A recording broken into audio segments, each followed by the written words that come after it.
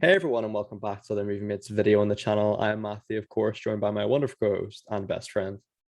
Callum. Hey man, great to see you. Now today we're reviewing another horror film on the channel. We've been doing a lot recently, actually. It's a genre that we didn't really do back in the day, but now we're trying to do a bit more. I suppose recently, you know, Freaky springs to mind. We did that earlier this year. And we did one Candyman. Candyman as well. Yeah, we reviewed the first two Candyman. And there's a few others as well. We did like a classic horror podcast maybe close to 2 years ago now. So today we've got a review of James Wan's latest film called Malignant. It's not a film that we knew a lot about before. We actually decided just not to watch any trailers, any promotional material whatsoever. So we went in pretty blind, actually. You told me it was our first 18, so I hopped on down and we watched it together. And yeah, here are our thoughts on the film. So I'll pass over to Callum to give a brief rundown of what this film's about, in case you or somebody else and didn't have a clue. So yeah, off to you, man. I mean, this is difficult because I think this is a film that thrives on the idea that you don't know too much about it. It's about a young woman who has seen visions of horrible murders, and her sanity may be in question, but when the murders that she has seen have actually materialized in real life, more questions arise. And that's all that I'll say, because we are starting off in a non-spoiler take on this.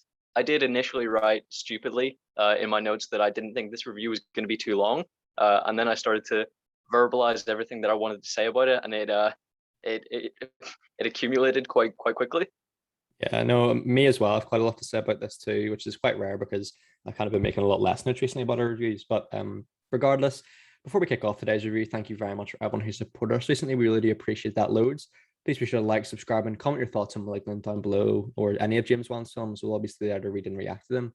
And of course, Timecodes, email, iTunes link, all that stuff's in the description. You guys know the drill at this stage. But yeah, man, I'll let you open the floor with your non-spoiler remarks or just your general gist of the film anyway. So yeah, off to you. Well, this is a film. I've sort of noticed a consistent trend in horror films where where their primary intention is to scare you. Often the plot becomes a bit secondary. But here with this film, whether intentional or otherwise, I did not find it scary. And my suspicion is that that was intentional, seeming as the plot becomes a driving factor for this film. It's one of the most incredible looking films I've ever seen. I will go into criticisms in the spoiler section. Nothing really to say in the non-spoiler section, because really just as a as a form of filmmaking, if you just step away and look at it as how well is the film made, incredibly. Yeah, I mean, 1,000,000%. The film looks gorgeous. It's visually stunning, and I think it builds the mystery really well too. Although it's not, we kind of had this discussion as well off camera about whether it was an 18. We'll definitely get into that in this review, 100%. But I didn't find it that scary either.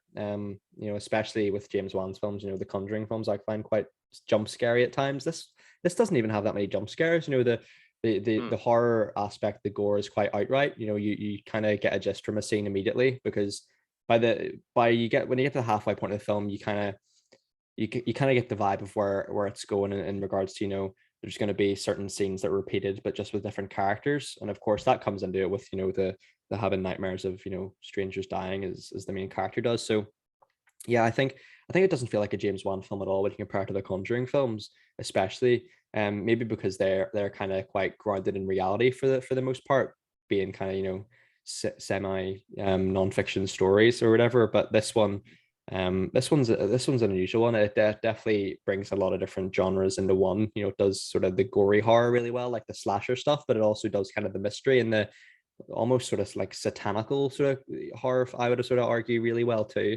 So I had a really good time with this. It's not my favorite horror film, but after watching Candyman, the 2021 version, it's night and day, really, to be honest with The you. bar was low. Yeah, pretty much, yeah. But that being said, I still had a good time with this one. Yeah, I had no expectations plot wise, of course, because we hadn't seen any of the promotional material. But as you said, it was meant to be it was our first 18 in the cinemas. We have seen some at home, but in the cinemas, this was our first time. Didn't get ID'd. Felt great about that. Good feeling, isn't it? But Yeah. the only high hope I had for this film was that Matthew would piss his pants, because he did turn to me. right before the film began and said, if I get a bit scared, I'm just gonna walk away without saying anything. Like, I will happily leave this cinema and not come back. And I kind of wanted, well, I didn't want that to happen. I wanted you to stay there and just quietly shit yourself or something. But that would have made the film really special for me. Yeah, that unfortunately didn't happen for your sake. Fortunately for me, it didn't happen. And certainly, like, the film does have scary elements to it. Don't get me wrong. Like, I'm not trying to be like a hard ass here and say, oh, it didn't even flinch. Like, there was times where my heart rate was elevated. And there is some sort of, or certainly especially towards the end, there's a lot sort of more graphic stuff and stuff that would definitely make an average moviegoer uncomfortable. Certain themes and stuff. So I guess that's why it's an 18 in that regard. But yeah, I mean, like, it's I thought maybe you would have thought that when I went to the bathroom during the film that was me just getting out of there. I did come back quickly afterwards. I don't think I missed too much. I kind of got the gist of the film. It's something I don't really like to do, going to the bathroom in the film movies, but like, me and my bladder just don't have a good relationship, it appears, especially after last night's escapades, which you'll know about. Yeah, not right now. Like, I think once you broke the seal with drinking a little more, I think you've kind of just in the last few months, it's just been a It's whole the whole bladder's different just betrayed situation. me, Callum. It's just not working for me right now.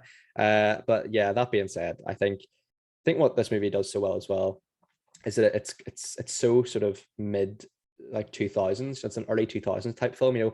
There's like a really unusual opening credit with like really hard sort of, almost sort of, orchestral rock music kind of. It felt really early 2000s, with those opening Mm. credits.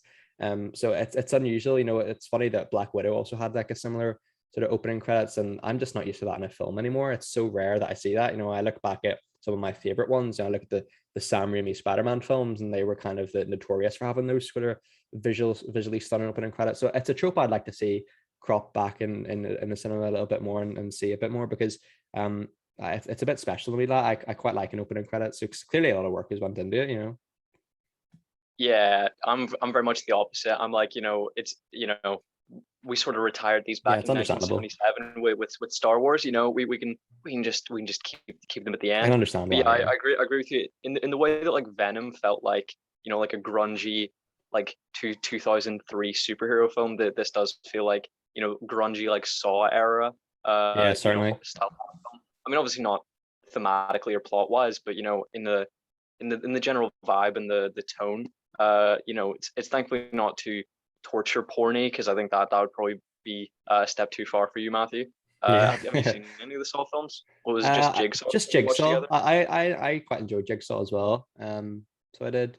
Gore and violence isn't something that would affect me too much. It's more sort of similar to like stuff that could happen in real life. Like a person like jumping off a building or something, and like in The Omen or something, that scares me more than anything. Anything past what we've talked about, I think sort of veers at least semi into spoilers. Would yours be the same? Yeah, I mean, pretty much. I suppose at this stage, did you want to hop into your classic rating system of a massive hit or piece of shit, which might be a controversial one this week, just because, as we're kind of saying, I reckon this will be a film that will divide people. I mean, it clearly has already by the critical consensus. So, I mean, I think Yeah. there's going to be a lot of different opinions out there. It's not as if this is going to be, a Shang-Chi situation where, the audience consensus is it's great, or, Mm. a situation where the movie's really bad. I think it's going to be a mixed one. So, I'll let you kick us off with that. Yeah, with a lot of films I'm watching at the minute, it's ones on streaming, it's ones on Netflix especially, Mhm. and they kind of just seem to have a consistent level of mediocrity. It's like 2 hours okay spent. You don't feel like you've wasted your time necessarily, but there was nothing special there. But I try to be a bit more tailored when choosing what I see at the cinema, with what I actually expect to enjoy. So usually I have like a very firm opinion either way. Either I expected to enjoy it and completely hated it, or I expected to enjoy it and really liked it. But here I'm not necessarily of two minds, but I'm definitely not firmly in either camp. I like my horror films scary. It promised gore, and I was expecting, for an 18 with gore to be, on the level of Saw, whereas it was kind of just, you know, blood packs, exploding. Like, and I was, maybe a bit let down by that. So I found it to not be too scary, and in my opinion, plot wise, despite what everybody else seems to be saying, whether they enjoy it or not, they seem to, laud it with the idea of it being incredibly original. I didn't find that, in my opinion. We'll go on to say why in spoilers. But I think I'll surprise you by saying massive hit. I think something this stunning with performances as captivating couldn't feasibly be a piece of shit. Like I've said to you before in previous recent reviews that even the worst film has to have a certain baseline of probably 3 or 4 out of 10, based on the level of competence. So then everything else you have on top of that with performances, how well it looks, how well it sounds, how good the plot is, that's just adding points on top of that baseline. And this has a lot of positives. Yeah, 1,000,000%. The performances are amazing. And on that note, I do believe that, in my opinion, this is James Wan's best film that I've certainly seen. I think it's better than Aquaman, it's better than the Conjuring films, and so for me, it's a massive hit. Also, Annabelle Wallis isn't usually an actress that I'd see in a lot of stuff, but I think after this she will be in a lot of stuff because she's really good. She's not just like screaming the whole time; like she's got a lot of personal moments in there too. So yeah, I mean, massive hit for me as well. So into the spoilers, a lot of criticism that has been laid against this film seems to come from the idea of tonal inconsistency or cheesiness. Neither of which personally I find. You said to me that you thought the tone was a bit overall like a bit all over the place. Unlike other people, I didn't find it dumb. I just didn't think it was in any way special. I believe that if any of the qualities that most critics are saying it has are present, to me they must be intentional. But I don't think you would ever intentionally make the answers to your supporting revelations within the film obvious. People who are calling this film very original, I would disagree with. Namely, about the twists, about the identity of Gabriel and being a part of what's her name, Madison, and him taking control of her body. We'll get onto it further, but what do you think about the criticisms of cheesiness or tonal inconsistency? I think naturally that's going to crop up because it's not original. So I think they're balancing a lot of different sort of horror film tropes. I mean, we've got like a haunted asylum here. There's sort of an allusion to Gabriel being the devil. So you've got that satanical aspect too, and that's not even including like the slasher element as well, and those kind of things. So I think naturally it is going to feel a bit tonally inconsistent. But at the same time, it's not like so overt that I hated it. It's just, for me, it did take me out a few scenes sometimes.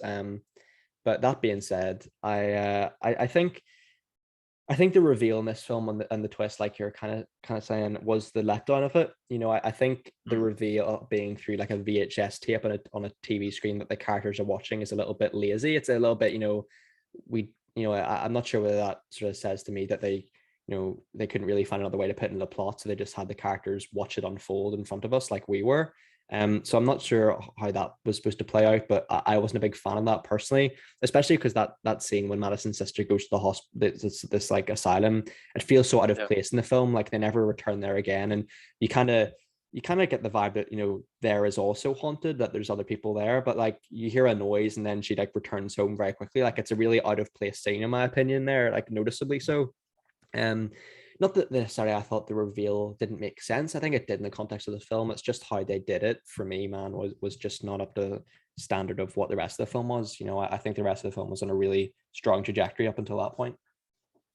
Yeah, there are essentially two reveals, essentially that Gabriel is taking control of Madison's body and that Gabriel is her parasitic twin. As soon as you hear that Gabriel is her imaginary friend, surely everybody knew that meant he was using her body. And you find that out less than halfway through the film. So immediately I was like, okay, so it's her physical body committing the murders. Who is he to her though? And then they revealed that they half-assed the reveal of that twist 15 minutes before they explicitly reveal it. By having Madison's sister Sydney going through the documents and going like, oh, other fetus absorbed in utero, moving on. And I'm like, okay, that I know exactly what that means then. I understood that meant that then Gabriel was a teratoma, which I mean, I feel like, did you, I just feel like how could you not realize that? And also the film's title gives it away completely. I'm malignant in a type of tumor. So I kind of thought like it kind of, I mean, I'm not like I'm not something that's it's not something that necessarily is a straight giveaway, but it's certainly once I clocked that they're analyzing all these medical documents with like those kind of things in this asylum, you kind of get the vibe that okay, it must be some kind of disease or some kind of tumor at that stage. So yeah, I think the actual physical Gabriel in the film, it's a really smart idea. You know what I mean? It's a great like metaphor for one side is Annabelle and one side Madison. I nearly called her the actress. One side is Madison and one side is Gabriel. So it looks really cool. And I think visually it's quite it is like your classic sort of 90s horror film look, isn't it? It's mostly prosthetics there. Mm. I mean, I'll be honest, there's a lot of stages in the film where I thought Gabriel was going to be someone else. Like I thought up until that point about, it was revealed that it was an imaginary friend, or that was what it was alluding to at the time.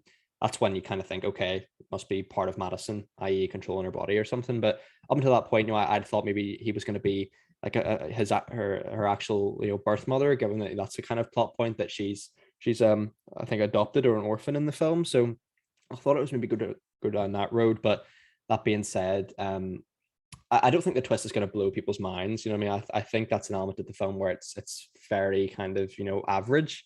It's not like a crazy Shyamalan level twist for me. It's still pretty decent. Don't get me wrong. But it didn't like blow me away or anything. Yeah, I just feel like this film completely relies on the twist and to have it be so obvious. People are saying that the cheesiness, the tonal inconsistency. The people that really love this say that's 100% intentional, but is the obvious nature of the twist intentional? Let us know in the comments with Yeah, obviously definitely.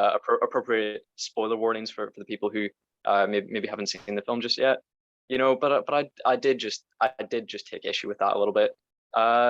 One of my favorite things about the film is the moments where where Madison's her world sort of separates and then she is absorbed into the visions of the murders that she's seeing. I think the effect where the world falls away and she sees a vision is absolutely incredible. Yeah. I think that for me is probably the best thing in the film. Yeah, the CGI in the film is incredible. It's actually a really interesting idea. I haven't really seen that sort of stuff been done before. Like it kind of reminded me a little bit of Charles Xavier and Apocalypse and X-Men Apocalypse, so they kind of go into this sort of mental state in their minds. So I thought that was really interesting as well. And that being said, towards the end of the film, it's kind of left in a somewhat ambiguous note. You kind of I think that one of the negatives of the film, one of the few negatives, is that it ends very abruptly for me. It doesn't really cut away to a few years later and see the characters, recovering from the incident. It kind of just cuts at the actual end fight. You know what I mean? It kind of ends at that climax. So to some people, I think they would really enjoy that. But for me, there's a lot of ambiguities. What characters are actually left alive here? Is the police detective alive? What's going on with him? But also potential sequel happening here. I think, not to jump ahead, but I definitely think that this definitely would have potential if it does very well at the box office, and it seems to be doing well critically as well. For some people, it could get a sequel because James Wan's films tend to do quite well. Would you like to see one? I certainly would, because they definitely do leave the door open there, don't they? With Gabriel being reabsorbed into Madison's mind. So I definitely wouldn't like. I think it's very easy for them just to pump out the same film again. You know what I mean? With that kind of thing, they'd have to do something entirely different there. So I would be intrigued to see where they go. I'd definitely be intrigued to see with the same cast members. With Annabelle Wallis and obviously James Wan at the helm directing it, because I think there's definitely great potential there. That I thought the performances were fantastic. So absolutely, I'd like to see one. What about you? I would not. Of course, for the sake of reviewing, we would. But I think that it only really has the scope for in the future for her to once again face off against Gabriel. And the fact that you've already had the revelation about the character, I don't know where narratively you could go with that. I mean, of course we see plenty of slasher film franchises, bringing back the same villain over and over again with the Halloween films, Friday the 13th, even Candyman. But I think frequently those sequels are never considered Yeah, to be the quality of the original, and I think good it'll just point. inevitably end up retreading the same ground.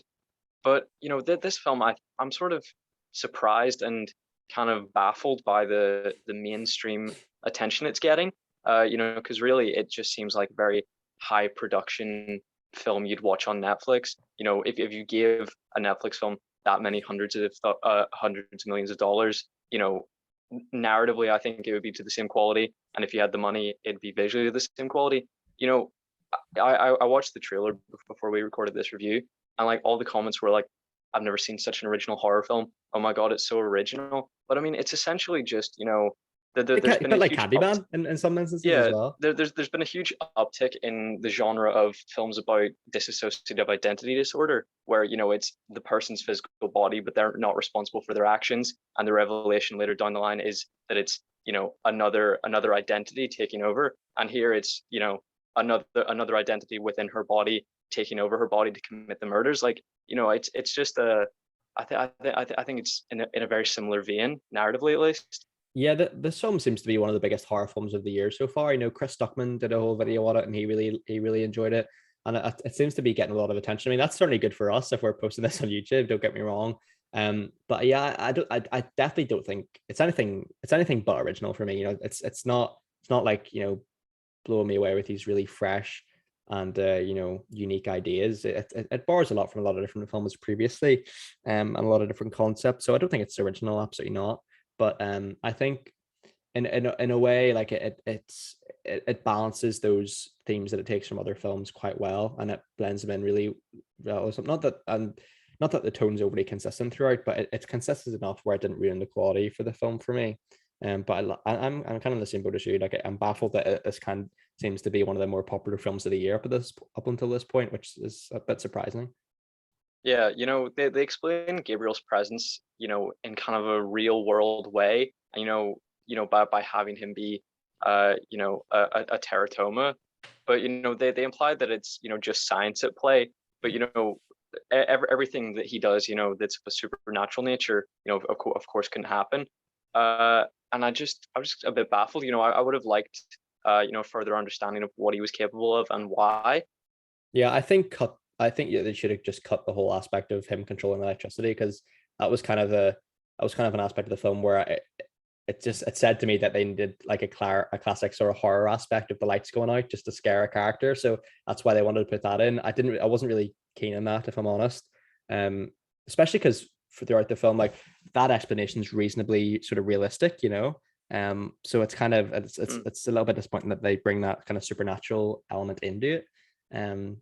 I mean, yeah, that's what I thought. I mean, I guess it was the only way to bring about communication being possible, because Certainly, then yeah. he could modulate a voice into the phones or whatever. But aside from that, I think they tried to be really science focused Yeah, they with did, it, and yeah. say the reason she's been seeing these visions is because she's trapped in a mind prison, and they were trying to do mental health, physical health, and they were trying to explain it all with science. And then I'm like, but why can he control electricity? And I would have liked a 9%. further understanding of that. Like, if the reason she was at that facility was because she was displaying these powers, or Gabriel was displaying these powers through her body, if that was the reason she was there, rather than just the fact that Gabriel was a part of her, like, I feel like that would have been maybe, if the facility was catered to dealing with kids with unexplained powers instead of kids with deformities, or scientifically reasoned disorders or conditions. Yeah, no, I think you're absolutely spot on there. The film opens up actually with the asylum stuff, and it didn't go in the direction I expected it to go whatsoever. I thought it'd be Yeah, sort of because a bit of it was conventional. called the Simian Research Facility, so I thought it was going to be some kind of like ape monster. Yeah, I thought it was just going to be contained in that facility, same as you. Like, I thought that's what it was. Mm. That would have been interesting as well. But regardless, I don't have much more to say on the film, Callum. If there's anything from yourself. No, nothing else for me, Matthew. No. Well, yeah, I suppose sometimes we give a wee rating out of 10 just for the people who carried on for spoilers. I think for me, it'll probably round off at about an 8 out of 10. Certainly not perfect, but that being said, a lot better than I thought it was going to be.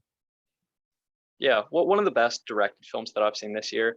But I think the script was maybe just not to my tastes. But the performances are great. It couldn't look better. I think the CGI that they do use here is done very well. Great.